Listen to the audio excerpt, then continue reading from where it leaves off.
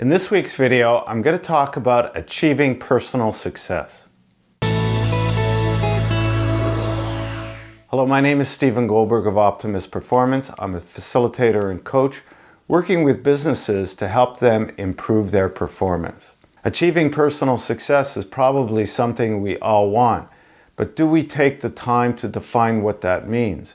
One definition I like is the achievement of worthwhile goals and objectives.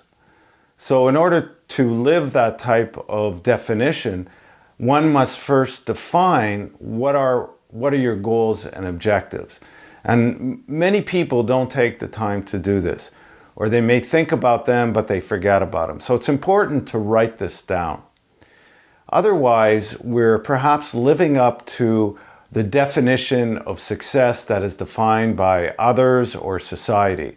I mean, one definition of success that we all can probably relate to is fame and fortune.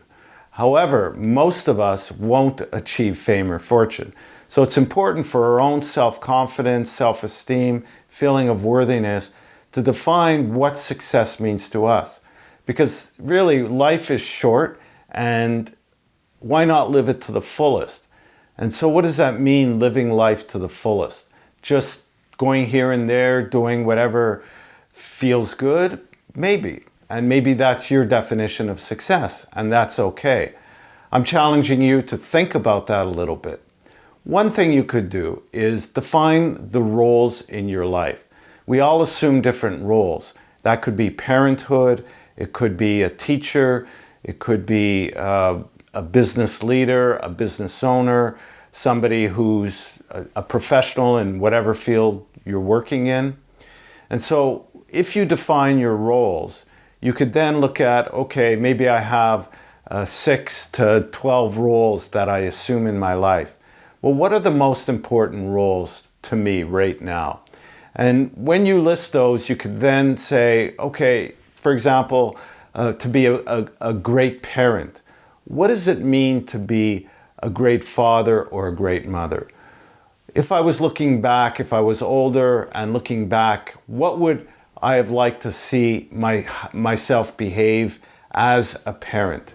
And if you do that now, instead of waiting sometime in the future, you could start taking steps towards becoming that better parent, and that would really have an impact on yourself and obviously your children and everybody else in your life. So once you define those standards, you can then establish specific objectives towards moving towards that, let's say, ideal parent, or if it's a business owner or business leader.